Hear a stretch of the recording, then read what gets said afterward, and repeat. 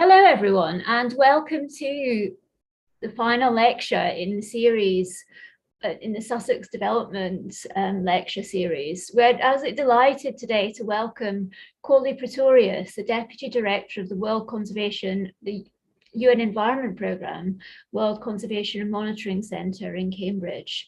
My name is Bonnie Holligan, and I'm here on behalf of the Sussex Sustainability Research Programme. And I'd like to thank the SSRP and IDS today for convening this lecture. We're very excited that the lecture is being streamed online, as well as those of you who are joining us on Zoom. If you are following online, we'd encourage you to tweet about today's lecture using the hashtag SussexDev, which is Dev for the capital D. All one word.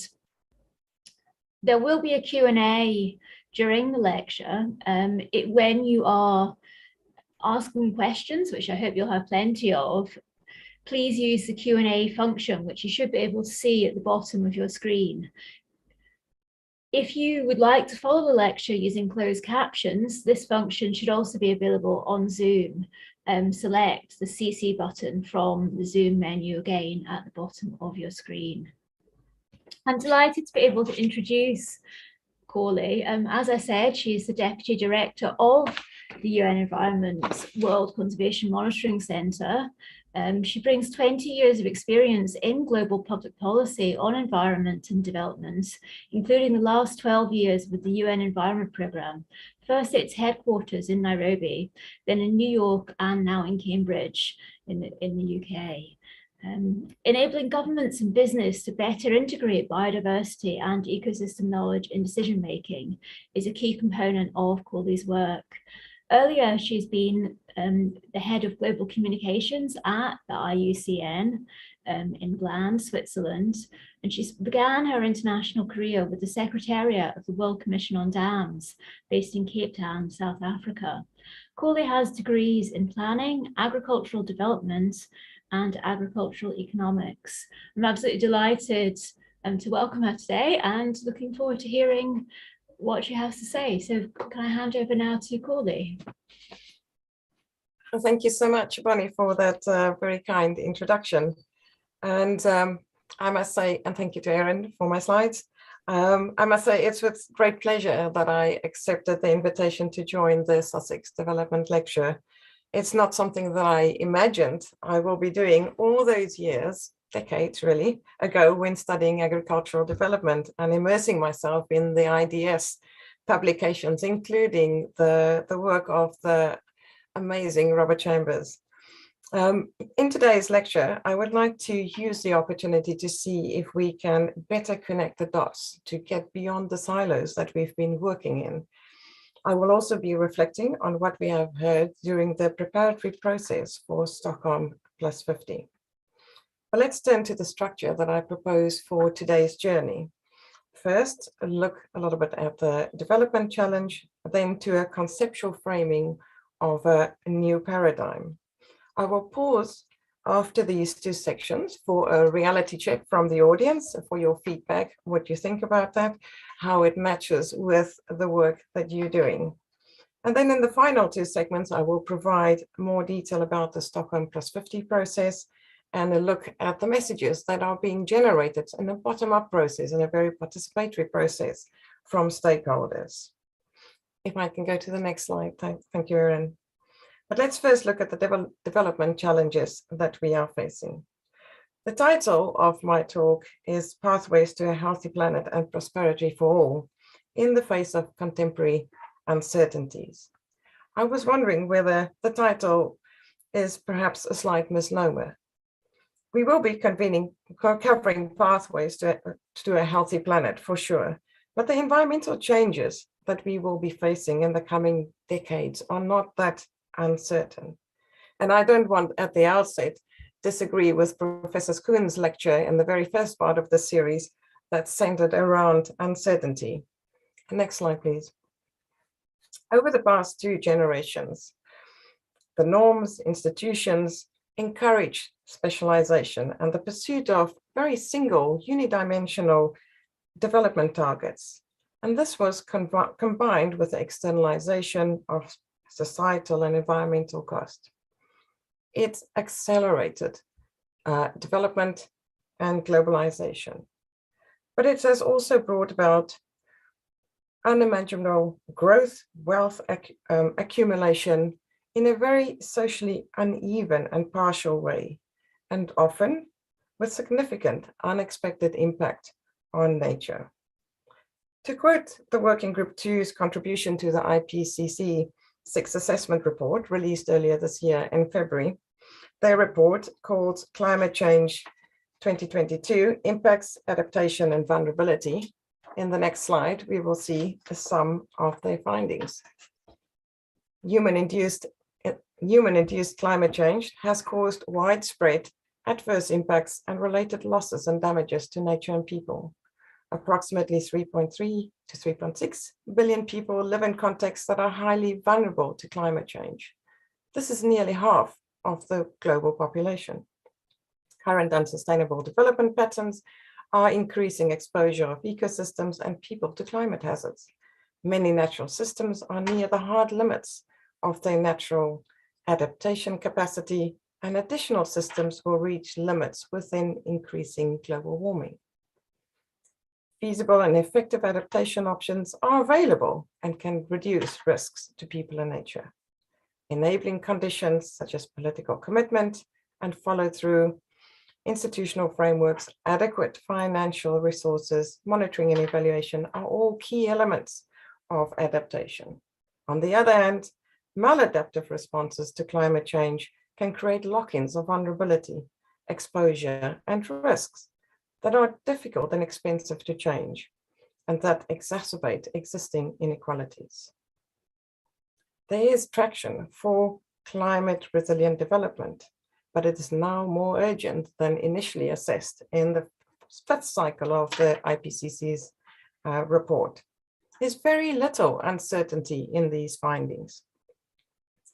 But I don't want to dwell on the bad news, but I'm afraid I'm going to stretch it a little bit more, because we are not doing much better on the biodiversity front. If we look at the work of the Intergovernmental Science Policy Platform for Biodiversity and Ecosystem Services, or the shorthand we use for that platform is IPES, an independent governmental body established by states to strengthen the science policy interface for biodiversity and ecosystem services, for conservation, sustainable use, human well-being, and for sustainable development. On the next slide, please, Erin.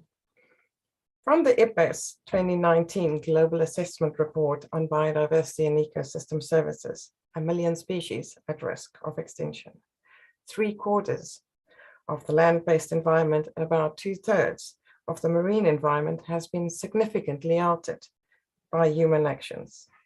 On average, these trends have been less severe or avoided in areas held by indigenous peoples and local communities. More than 1/3 of the world's land surface and nearly 75% of freshwater resources are now devoted to crop and livestock production. The role of our food systems, our dependencies, the interconnections are truly global and affects all of us. Approximately 60 billion tons of renewable and non-renewable resources are now extracted globally every year. Linking back to that slide from the Global Resources Outlook on the development pathway and how we're extracting resources. Land degradation has reduced the productivity of 23% of the global land surface. Up to 577 billion of annual crops are at risk of pollinator loss. Urban areas have more than doubled since 1992. The list continues. Plastic pollution increased tenfold.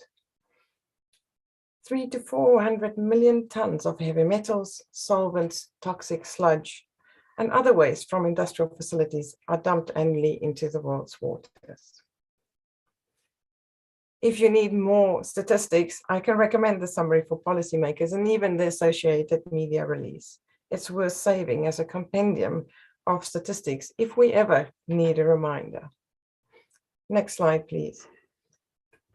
But we also need to reflect on the pandemic, its origins, its impact on people, on well-being, the economy, and on social interaction, as well as the inequalities and the system failures that the pandemic exposed. While these findings are very concerning, we need to appreciate that the assessments have a common message. It's not too late for action. And with this caveat, that we can take action, but understanding that the window for this redesigning our pathway is really small. It's generally accepted that we need to do so before 2030.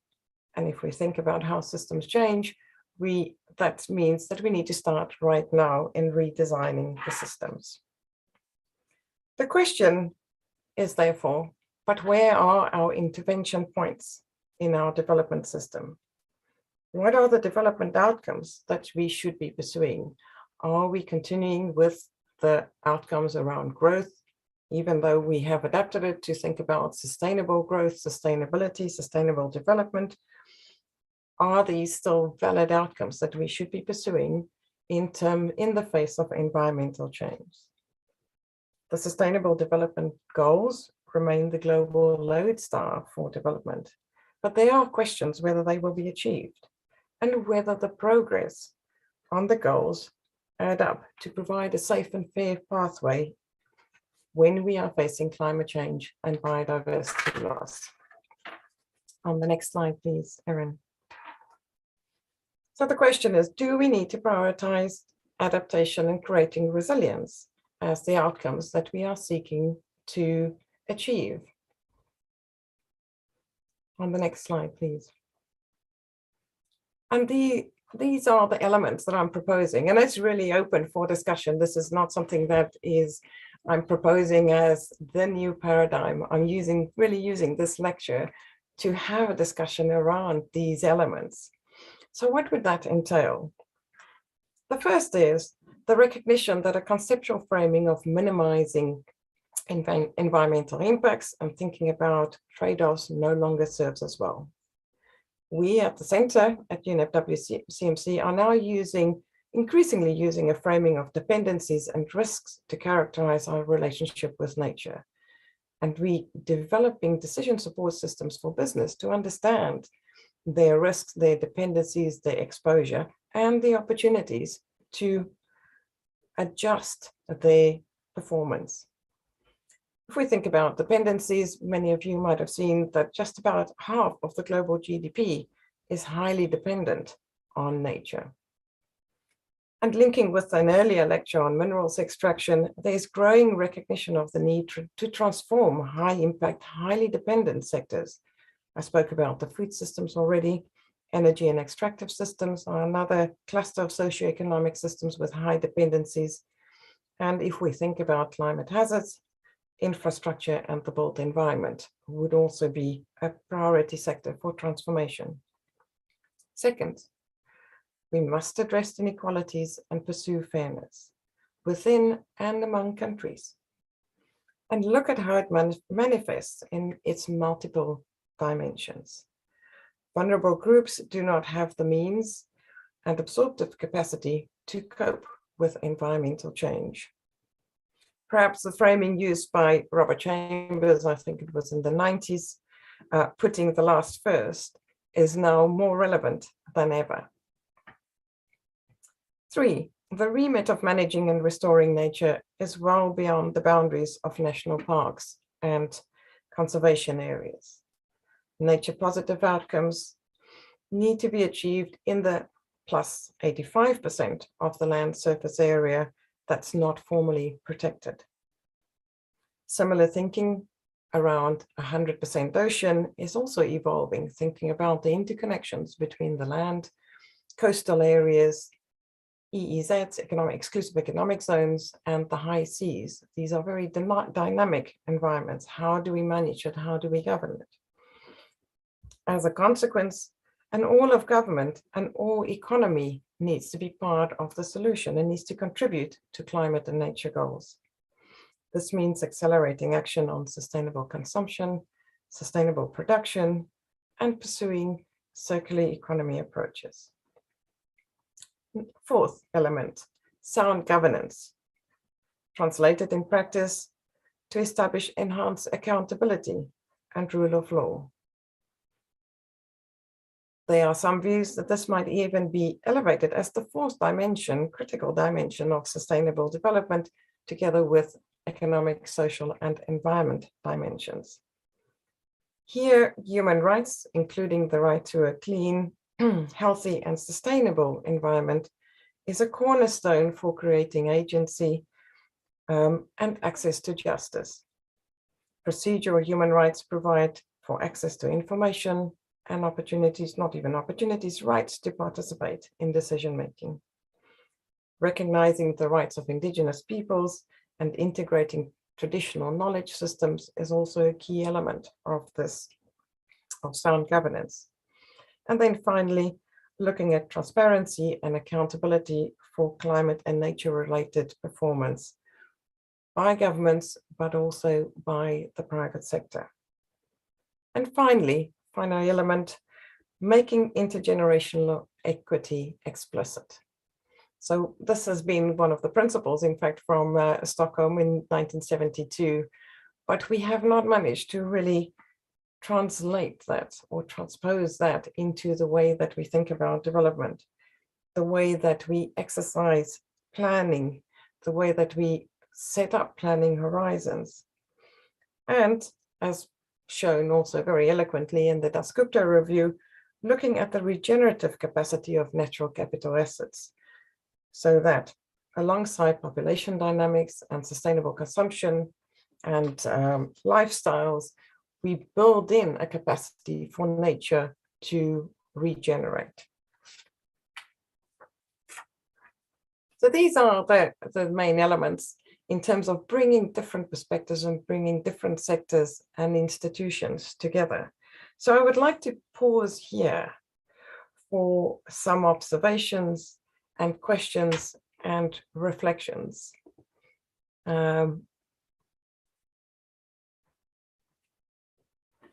So if I can hand back to you, Bonnie, please. Yeah, so you should be able to see a Q&A button at the bottom of your screen, yep, as well as a chat button, and you can use those to ask questions. I can't see any questions at the moment.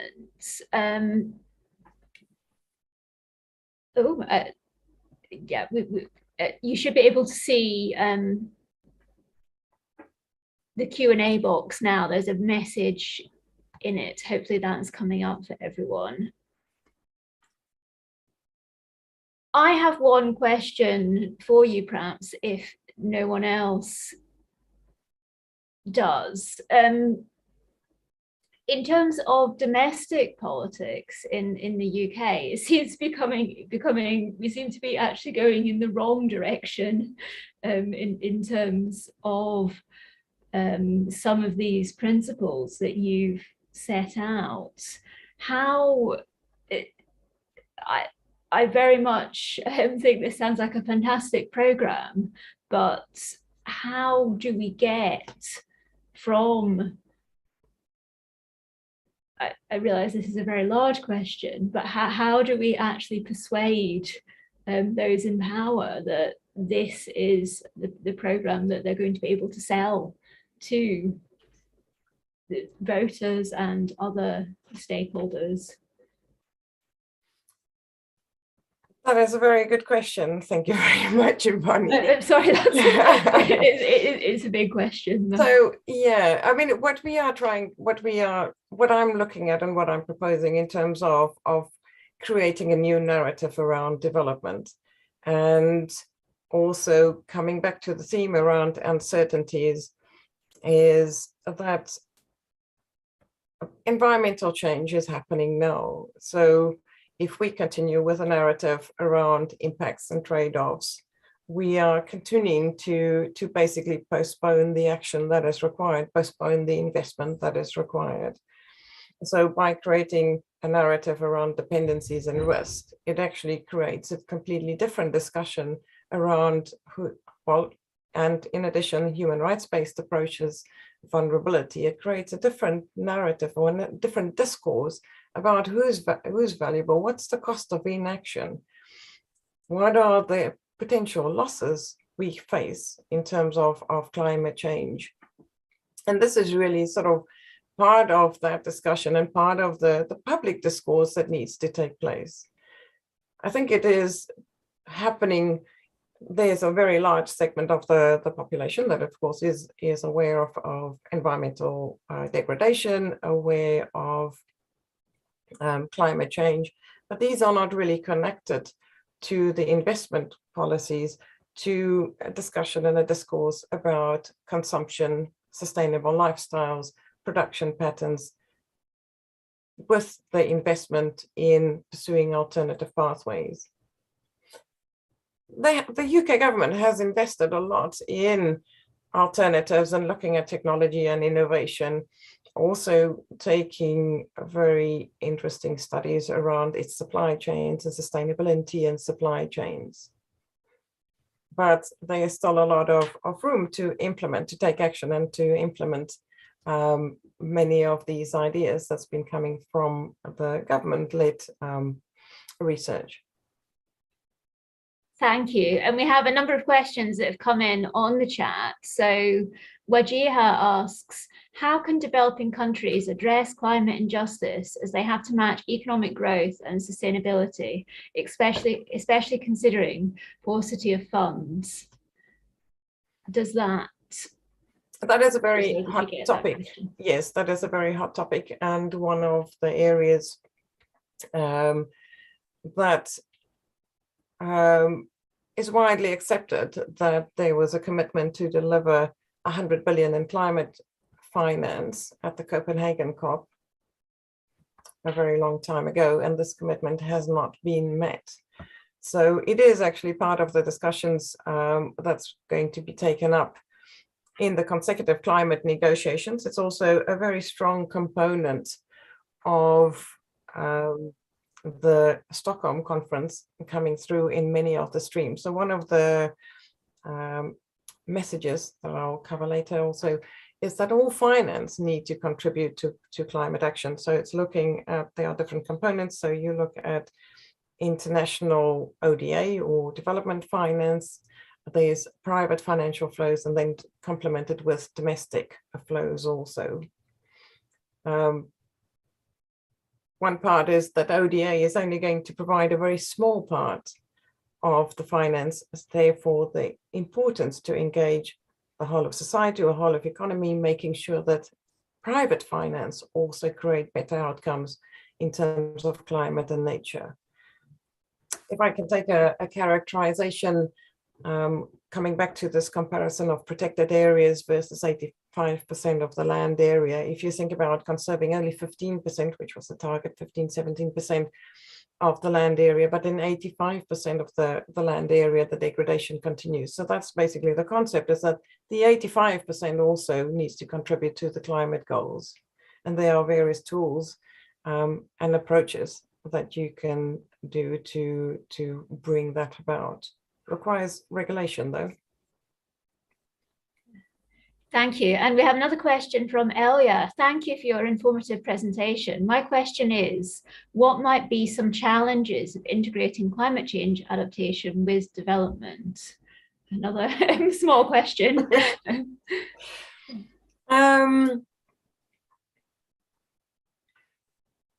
There are several, I think, sort of traditional planning approaches that are not that suited to adaptation, or that needs to be accelerated. So one of the things that we are looking at is restoring nature would be a good start. So an emphasis on nature-based solutions, on green infrastructure, things that can build resilience, because in traditional planning and infrastructure approaches, if we think about just grey infrastructure, these are of course also vulnerable to climate change.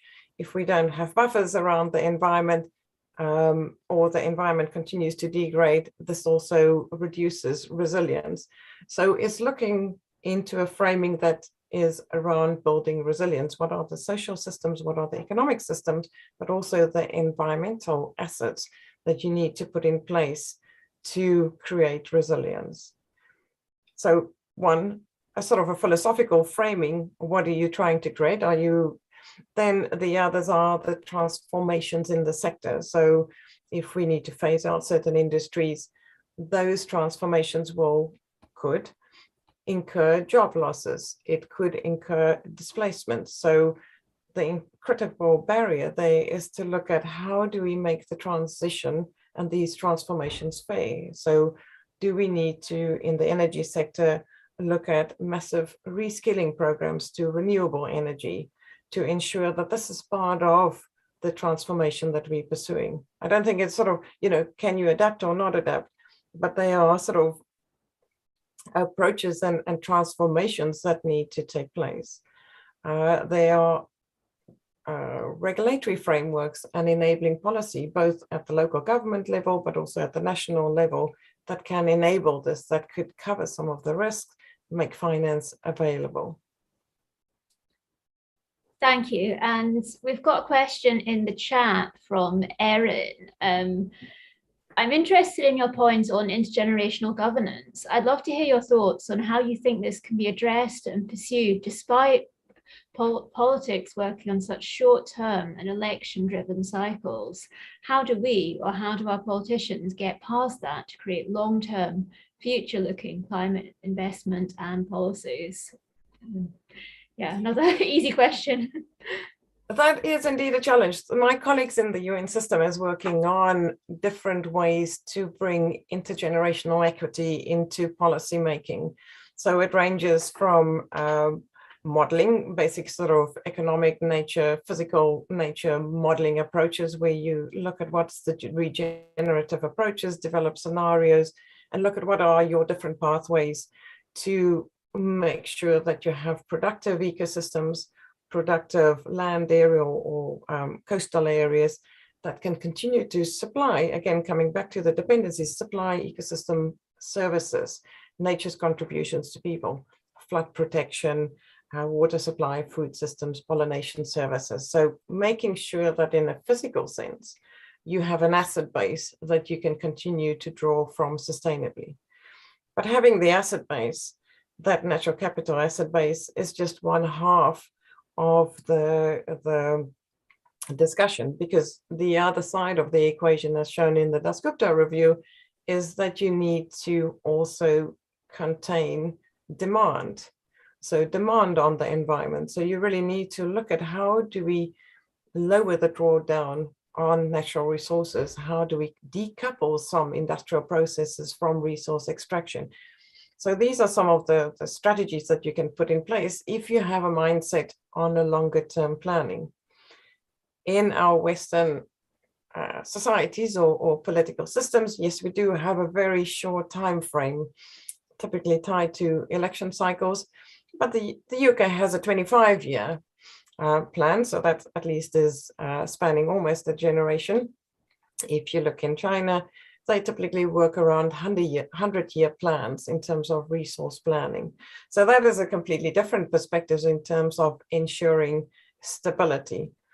So it's a combination, again, of a commitment to understand that we need to have a level of sustainability and regenerative capacity. So making your economy more regenerative and more sustainable, conservation measures, but also ensuring that the demand side, the drawdown on nature is managed. Thank you. And we have a number of other questions, one from John Thompson. Thanks very much for your presentation. Could you elaborate on your nature beyond parks and conservation areas point? In July 2021, the UN released its post-2020 Global Biodiversity Framework, which called for 30% of the Earth's land and sea areas to be conserved, the so-called 30 by 30 agenda. Debates on this agenda are exposing fault lines between the conservation and development communities over who controls decisions over conservation and biodiversity protection, and who will ultimately benefit from these actions. How can we align this agenda and your other concerns about addressing inequalities, sound governance, and making intergenerational equity? Okay, I'll try to start at the beginning. Absolutely, the 30 by 30 agenda is part of the sort of more the traditional conservation agenda, and it has very particular purposes, if I can say that, protection agenda, looking at species conservation, also at wilderness areas. There's conservation action around protection of ecosystem services also, for example, water catchment, watersheds, and these kind of things. So that is a piece that is part of the conservation agenda, and that is indeed part of the negotiations in the post-2020 Global Biodiversity Framework. This is under the Convention on Biological Diversity. There's a whole series of exchanges, and it has a long history around the management of those protected areas, and how do you bring social components into it? How do you empower local communities? You have benefit sharing arrangements, co-management arrangements, and these are incredibly important because something like 36% of the key biodiversity areas overlap with the lands managed by indigenous peoples. So it is really critical from a management and co-management point of view that these, the tenure, the rights of indigenous peoples are recognized in setting up the institutional arrangements for conservation areas. That would be the one part. The part that I was adding on to is, in the case if you have a 30% target, the 70% of the landscape that also needs to create nature positive outcomes. So again, saying that if you look at some of the very large land holdings or small scale agriculture, how do you enable these landowners to be able to create better outcomes for nature? So more intact ecosystems, conservation of pollinators, these kind of things that really contributes to the sustainability of the landscape. The challenge that John is referring to in terms of a sort of ownership and control around conservation and biodiversity is really, I think, one of the approaches that you can manage that. And this is where the rights-based approaches really gives agency to local communities and to indigenous peoples. By respecting their rights, you can really identify a number of elements that needs to come into the design of these conservation areas. You can also strengthen rights. So the rights-based approach is not only about not doing harm or in a passive way recognizing rights. For example, through conservation action, you can secure tenure for indigenous peoples and local communities. So there's nothing stopping us to actually strengthen rights through a very positive, socially positive conservation agenda also. And if we look at moving towards more sort of a resilience agenda, reducing vulnerabilities, looking at rights-based approaches, this would be the moment to also bring these approaches more formally, institutionally into being. So yeah, and I mean, by doing that, so I haven't gotten to the intergenerational equity, so that is a very the next step in that. But maybe that is to say that if we think about rights-based approaches, going beyond do no harm, but looking at how can we strengthen people's rights, how can we strengthen justice as part of the development planning process, as part of the policy process, then that would go a long way to address some of these, also the tensions and the conflicts that we've had around natural resource management in the past. Thank you. And we have another question from Nasibe. Thank you. What are your thoughts on how to leverage climate finance from unusual suspects, philanthropy, local and regional private finance, commercial investments? My first instinct is to say this is happening. So, but I'm also very aware that I move in circles, or I operate in social media where I get to know about these things that are happening, and maybe, the fraction of the world that is realistically converting to contribute to climate finance, to support climate action, is not yet at a scale that is required. A number of things.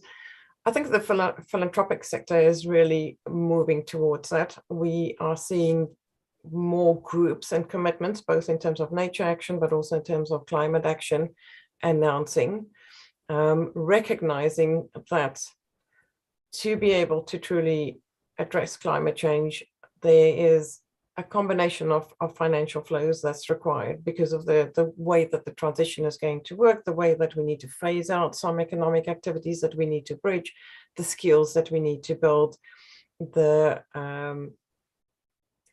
buffers that we need to create in urban areas, social buffers, safeguards, and these kind of things. So there's definitely room for the type of activities that foundations and philanthropists would like to fund. At the local and regional level, I think that I do not know too much about. I haven't been working with local and regional private finance a lot. In terms of commercial investments, this is coming back to understanding nature and climate related risk. And I think there's definitely movement in the market in appreciating and understanding the risk. Concurrently, also very helpful policy developments is things such as the European Sustainable Finance Disclosure Regulation, voluntary initiatives such as the Task Force on Nature-related Financial Disclosure, really drawing attention to, again, on the one hand, the risks that investors faced by having a negative or nature negative or climate negative agenda, the sustainability risk to their supply chains, to their investments. And this is really helping to create traction in the market, a discussion, at least, an awareness. Are they ready to redirect all the funds? No, because it requires quite a lot of data, quite a lot of institutional realignment, quite a lot of training in financial institutions to truly understand the repercussions and to make those connections in the data landscape between the biodiversity, the ecosystems in the locations where they are investing. Some of it is not very easily sort of accessible, and the asset data. So that's some of the work that's currently underway to make it easier for financial institutions to incorporate, integrate these perspectives into their decision making. Thank you. And I think that is all of the questions that we have for the moment. And I wonder if you would like to present the second part of your lecture now. I don't know, do you have further slides? Would you like to bring the slides up again? Yes, thank you, Bonnie. I would like to talk a little bit about Stockholm Plus 50, because this is one of the opportunities that we feel provide that moment in time for a paradigm shift, that moment to think differently about development, the bringing the pieces together. So if you think about international policy development, over the years, we've worked in different silos, environmental policy, monetary policy, health policy, and Stockholm Plus 50 is one of those moments where we can bring environment and development together. So for those of you that have not been following Stockholm Plus 50 closely, let me provide a little bit of background. The Stockholm Plus 50 international meeting, scheduled for 2 and 3 June, is there to commemorate the 50-year anniversary of the United Nations Conference on the Human Environment, which was held in 1972. So a big picture view, as I said earlier, of some of the shifts in global policy and development paradigms that resulted from the original Stockholm conference might be useful. The principles of the Stockholm Declaration are still very pertinent today, emphasizing that natural resources must be safeguarded for the benefit of present and future generations, careful planning and management, the things that we spoke about earlier. It also highlighted the fundamental relationship between human well-being and environmental quality. At the original Stockholm conference, member states resolved to create, for example, the UN Environment Programme. This was the origin of UNEP. It also set in motion several global cooperation processes. For example, if you think about the Earth Summit that happened in 1992 in Rio de Janeiro.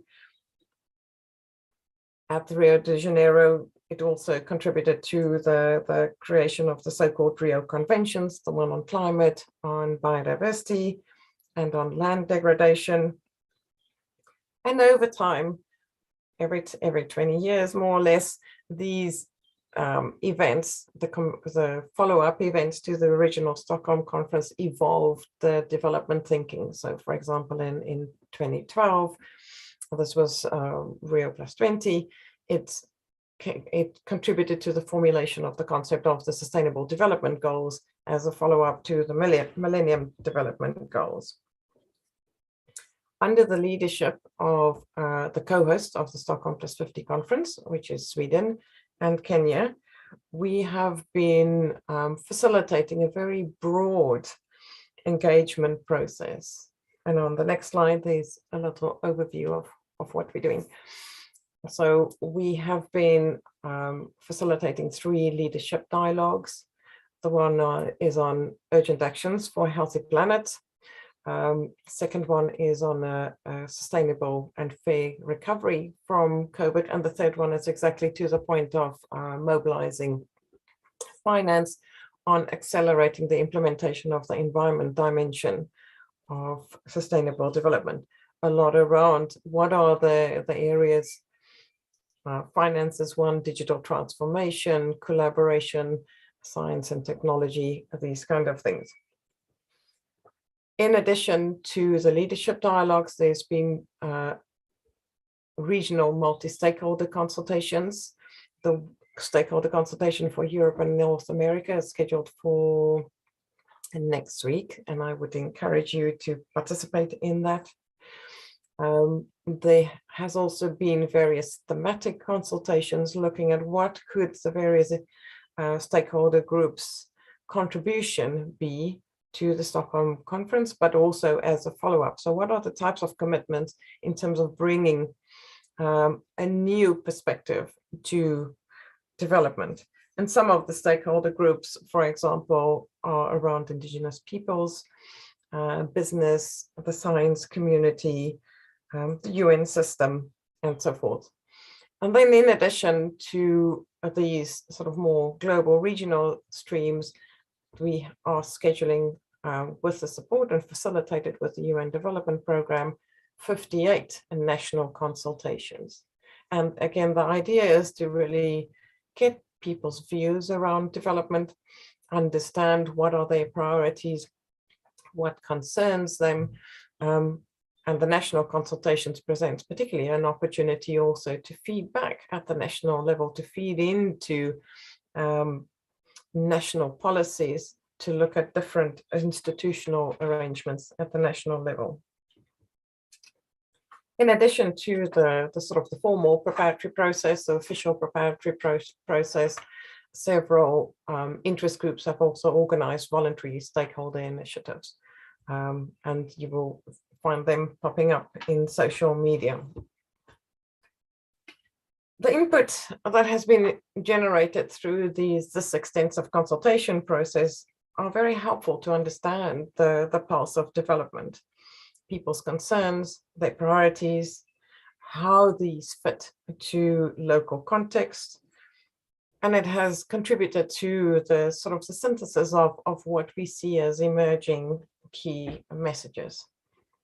In the consultation process, we also ask people for key actions, what different stakeholder groups are committing to undertake themselves, and what the expectations were of government, of business, international organizations, and other groups in society.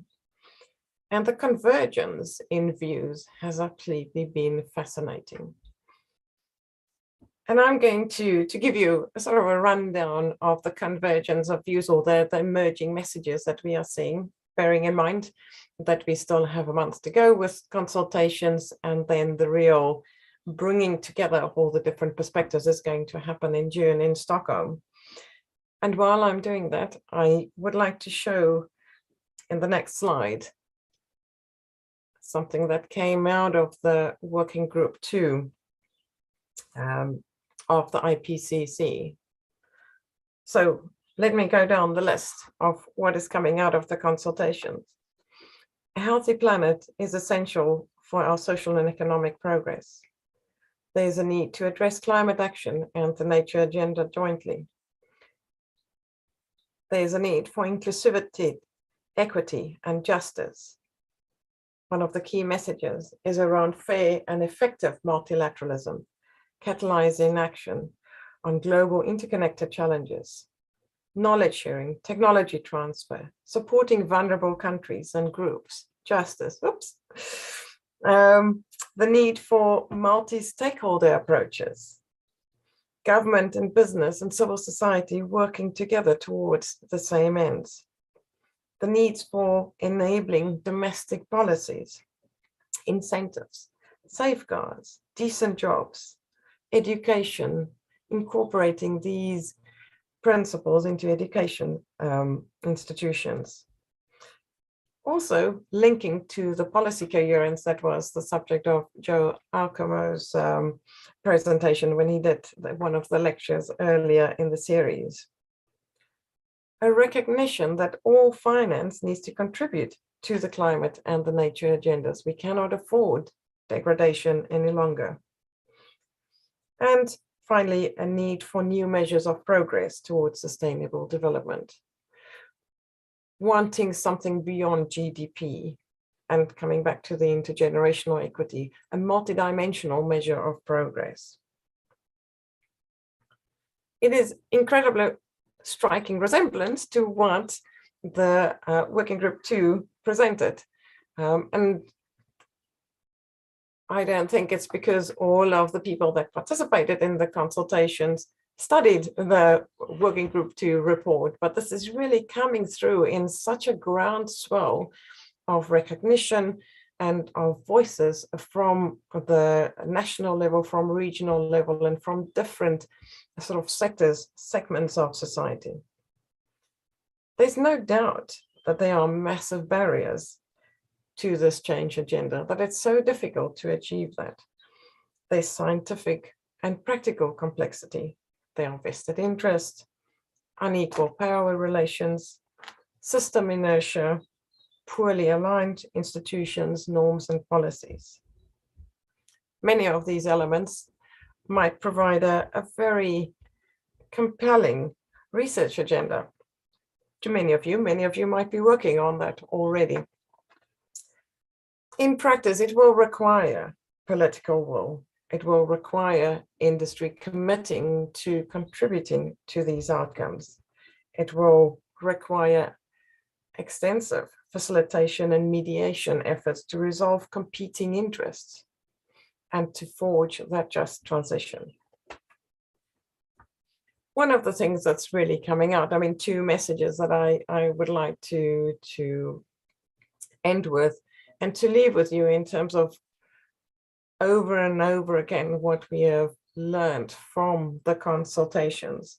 The first is that there's a need for collective action. No one feels that they can do this on their own. No single segment, whether it's business, whether it's civil society, whether it's government, feel that they can achieve these transitions on their own. So the need for collective action really strongly coming through. And then the second piece that is everyone is very unanimous about is that action is urgent. So this is the development dilemma where we sit with at the moment. There's an urgency, but people are totally committed to take the leap. They can see that this is the time for change. And this is maybe something where different institutions in the way that we work will need to capitalize on this opportunity and start building the bridges and bringing the pieces together.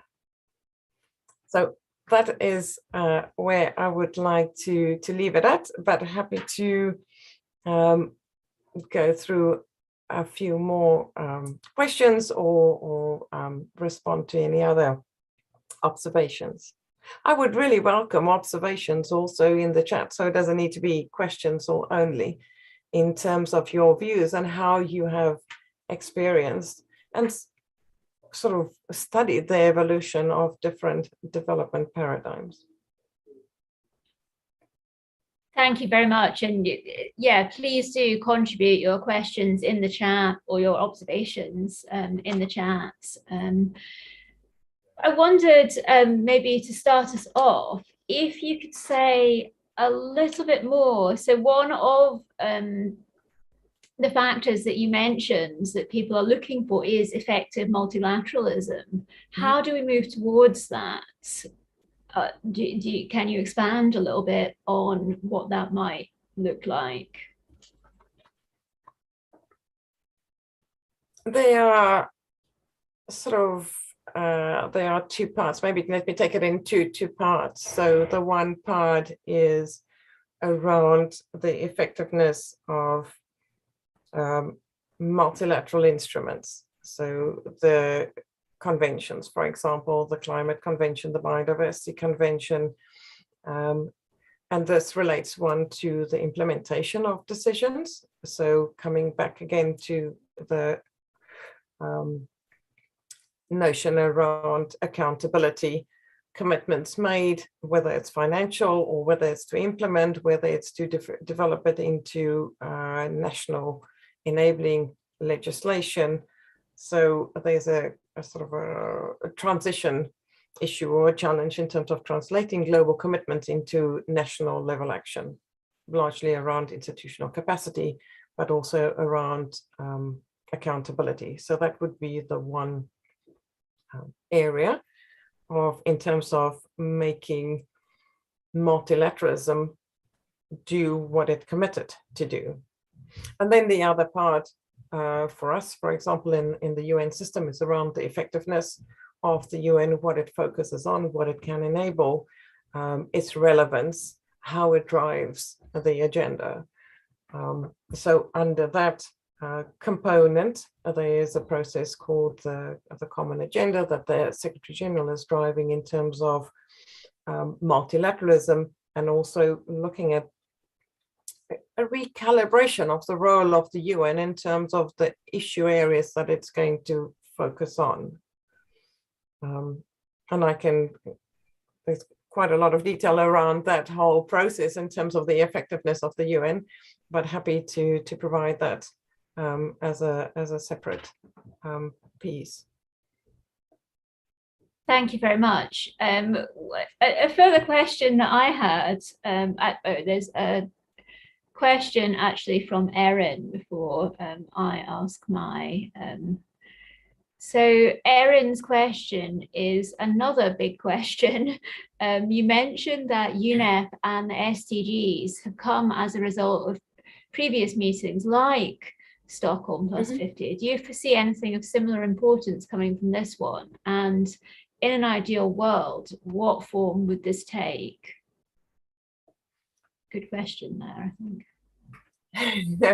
Yes, so there's a little bit of a sort of a policy geeky side to this. If you look at UN processes, so what would happen, this conference technically has been mandated by the General Assembly. So we go out to Stockholm, member states and multi-stakeholder groups meet. A number of sort of in the summary, the outcome of the conference will be a summary, and this will feed back into the General Assembly. So that's technically the sort of the policy process. The way that the General Assembly has mandated the Stockholm Conference is as an international meeting. So it's not for example, a treaty negotiating body. as would the Convention on Biodiversity or the Climate Treaty be, or any of the other conventions. So it won't have the same level of decisions, but the idea is that the Stockholm Conference will feed back into the General Assembly that will then trigger and feed into these convention processes. So at the moment, it's really around mobilization. It's about bringing ideas together and making sure that by connecting the different agendas, we can create critical mass and accelerate implementation. So that articulation is what we're looking at. The consultation process and the voices through the consultation process is an incredibly important part of the mobilization around Stockholm. So that is seen to also trigger voluntary action and initiatives, but it's not the same as a treaty body negotiations. Part of the challenge that we have because of the pandemic is that many of the treaty body negotiations have been postponed to this year. And so in terms of how governments need to arrange their negotiations, that is how the Stockholm Conference have been designed to support the negotiations in the treaty bodies rather than creating a separate process. Thank you. And that actually leads on to another question that I wanted to ask, which was about the pandemic. So you haven't mentioned in what you said the pandemic so far until now, I think. But I was wondering whether you think that there has been a change in the way that political leaders, the negotiators, do you think that what has happened over the past couple of years will influence the atmosphere and what people think is possible at Stockholm? What we have seen so far, what we have seen so far in post-pandemic, in what we've looked at the recovery investment programs, post-pandemic related recovery programs, is really mixed. So many governments have used the investment in pandemic recovery to boost sustainable food systems or restoration efforts and create a number of initiatives that are aligned with addressing biodiversity loss and the climate agenda. In other instances, this has not been the case, and the investments were basically focused on addressing immediate needs, and whether it's around job creation or stimulating economies again. So it's really dependent on the economic context and on government policy. It's been very uneven. One of the leadership dialogues, the second leadership dialogue, is focusing on sustainable recovery, is looking at what are the elements that would make a recovery more sustainable, but then also bring greater fairness and justice into that recovery spending. And that's seeing that also recovery spending as a catalyst for the longer term transformation of socioeconomic systems. But at the moment, from what we have seen in the way together that we are sort of observing and monitoring recovering spending, is some missed opportunities, some great examples emerging, but not a wholehearted sort of embracing of more sustainable investment approaches. Yeah, thank you. And a sort of self-interested question,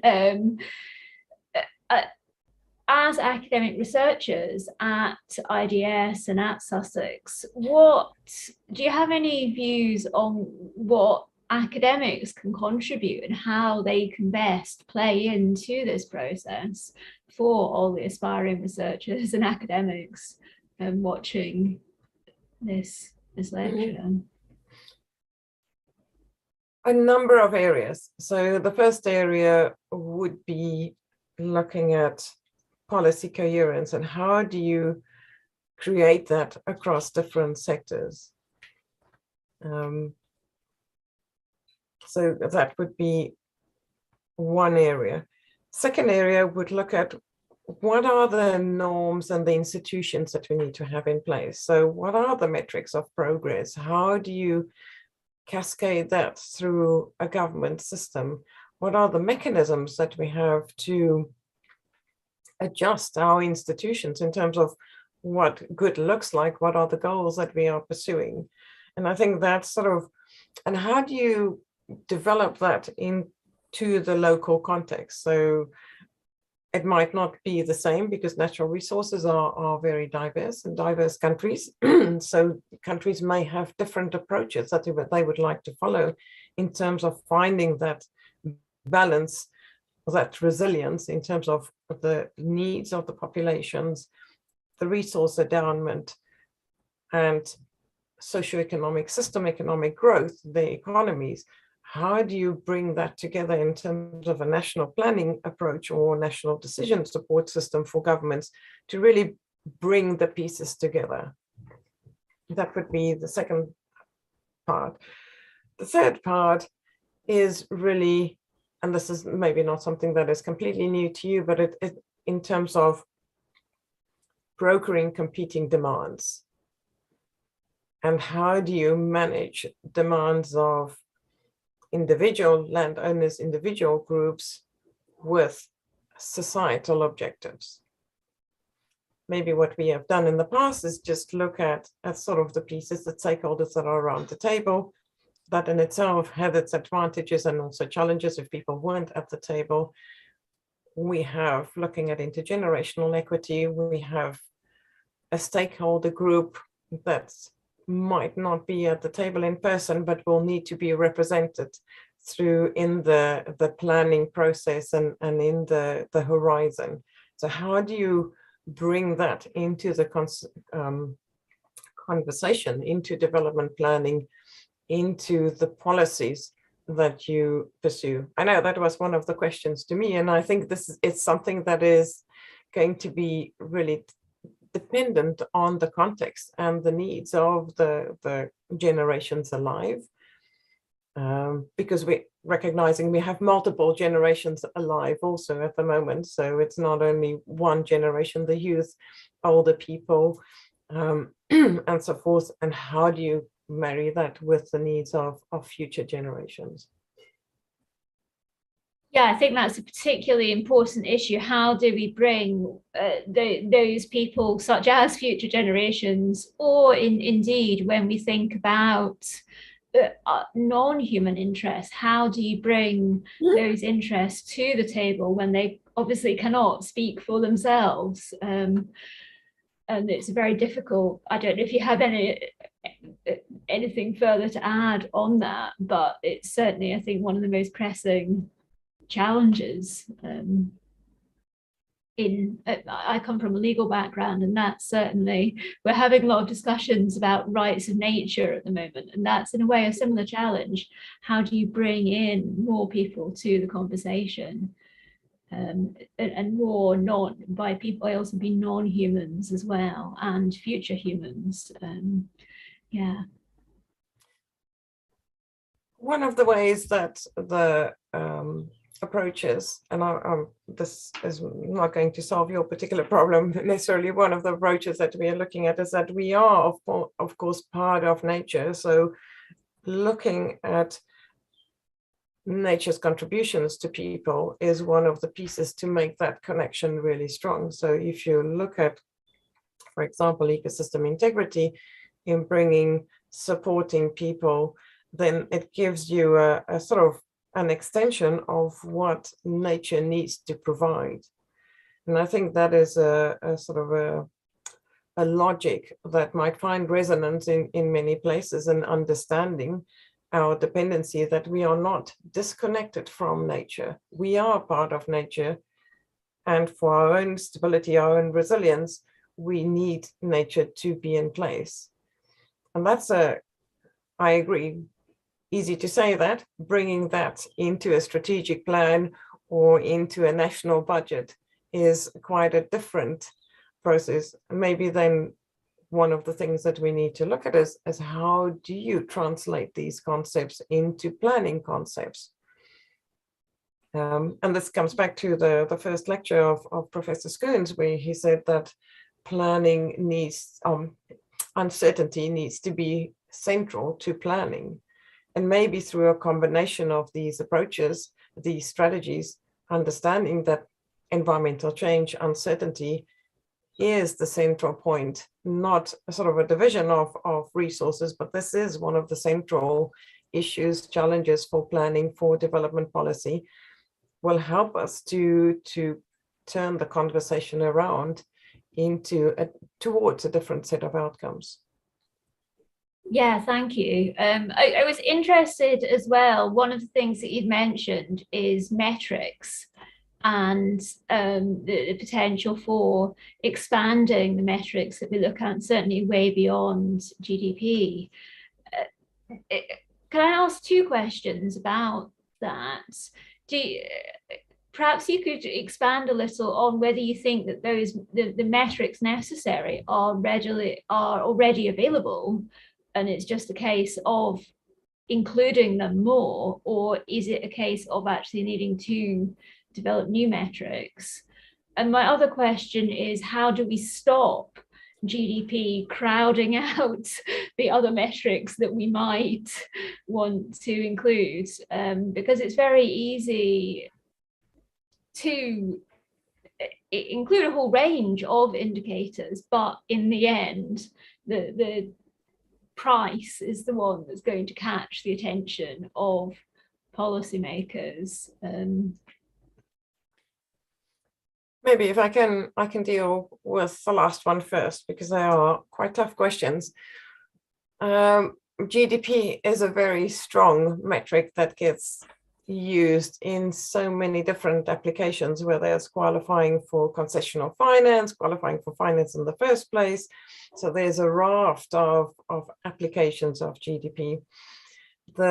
One of the things that are underway with institutions such as the IMF and the World Bank is that GDP is used with other indicators.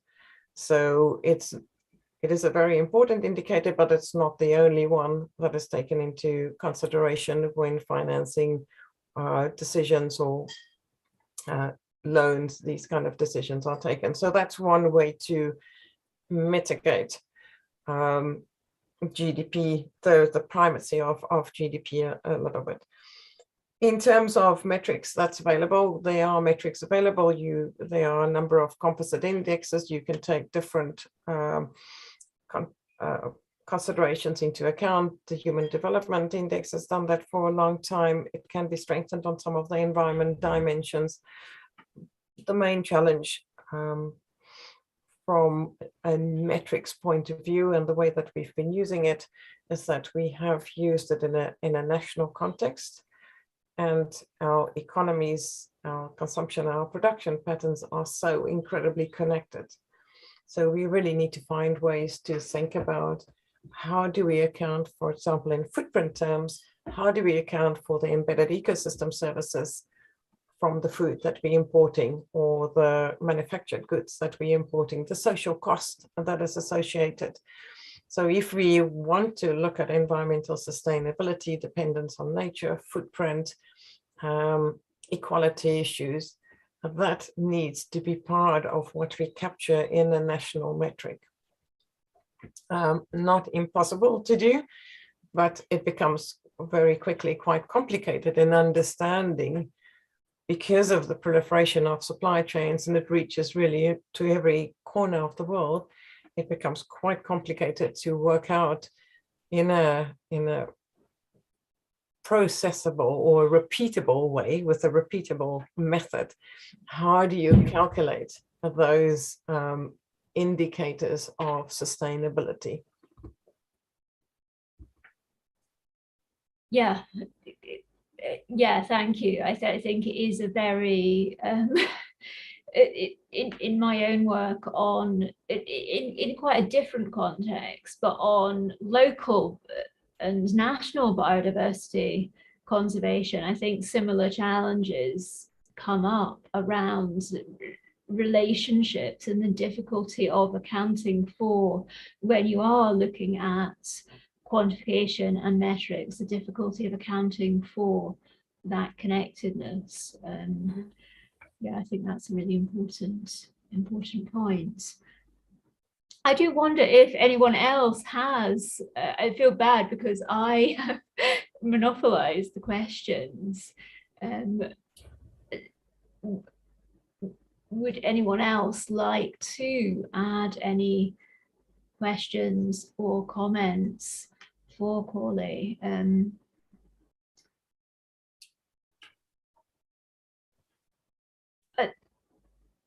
Another thought that I had was around uncertainty, and I wanted to, I think at the beginning, you mentioned that uncertainty can play kind of a difficult role here, because if we play up the uncertainty too much, it may actually have counterproductive results and lead to inaction, because perhaps people don't take the problem seriously.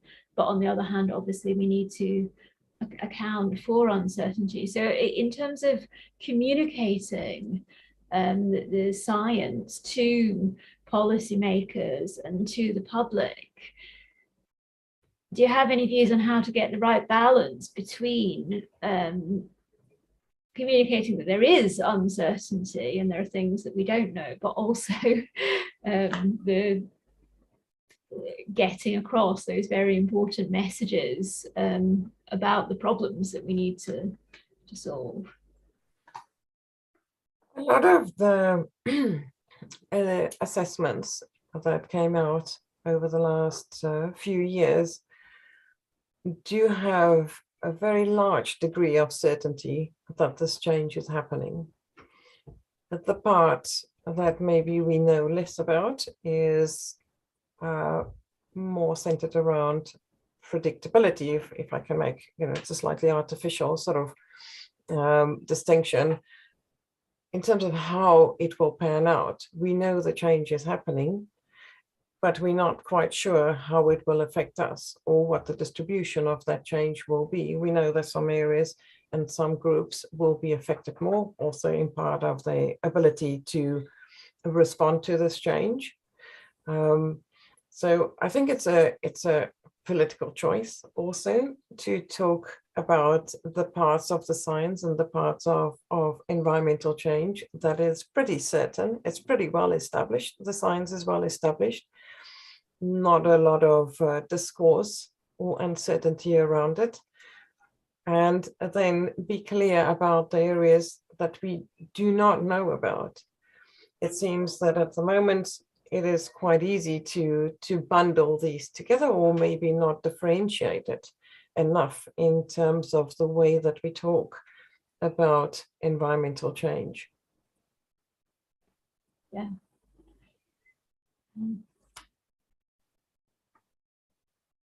Oh, I wondered, so what would your key takeaway messages be, do you think, in terms of your hopes for Stockholm, and your messages also for academics and others who might be listening about what the priorities should be? I'm really looking towards academic institutions like the IDS to help us to articulate a new paradigm, this paradigm, to say, these are the pieces that needs to be part of it.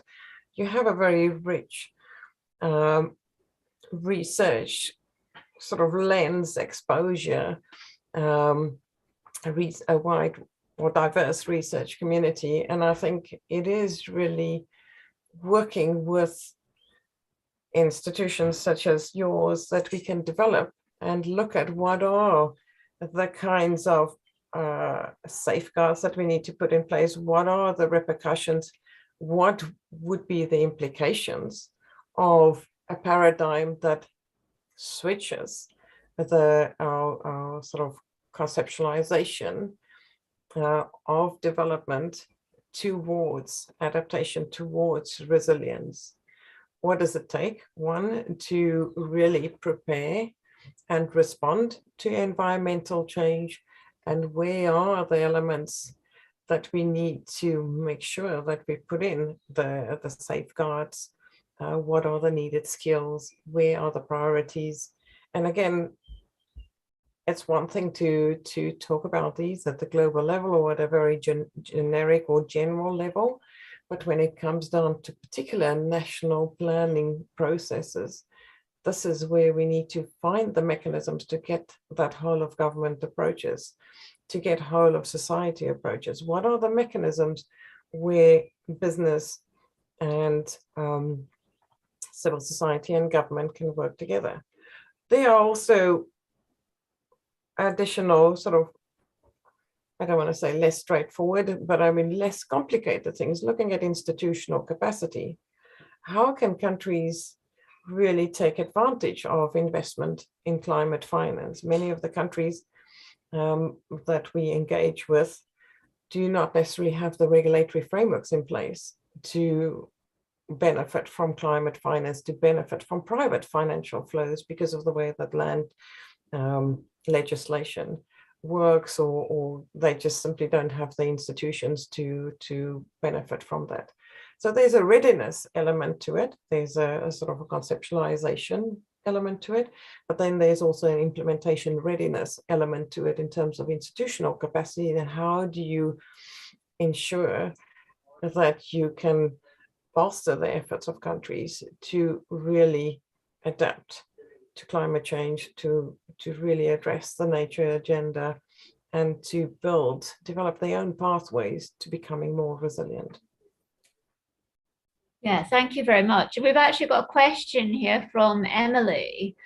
So Emily says, this has been a really interesting presentation. Thank you very much.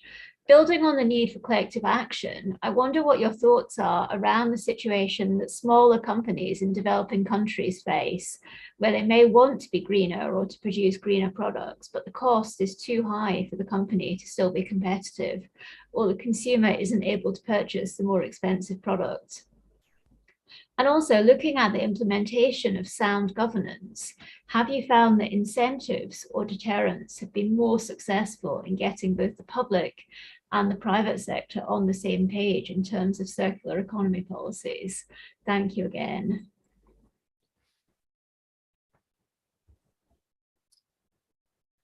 On the first question, in terms of smaller companies, this is definitely something that came out of the Stockholm consultations also, in terms of the role of SMEs and market access.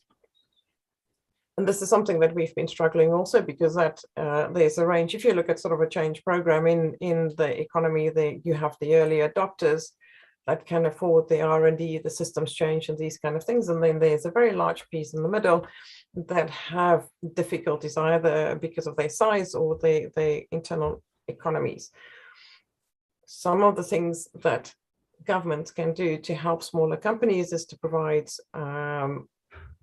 finance incentives, financial incentives, or tax breaks, and these kind of things that can make it help these companies to also participate in these markets. One of the other things that from consumers' side that I think we need to also bring to bear in the retail sector is to demand more products from smaller companies or from the local market, and these kind of things. There's incredible intransparency around many of the aspects of consumer products in terms of location, where it comes from, environmental footprint. And that would be another aspect to drive the attractiveness of products that are really trying to be more environmentally sound. Comes back to consumer action, but also awareness raising of consumers. And I'm very mindful that at the moment, the discussions around cost of living increases again is disconnected from this broader sort of societal challenges. And it's completely legitimate, of course, but we are unable to bring the pieces together on how important it is to address some of these issues as a integrated policy approach or an integrated development approach. A lot of our discussions continue to be in parallel universes in terms of how these connect the interaction between social, economic, and environmental factors. In the second question,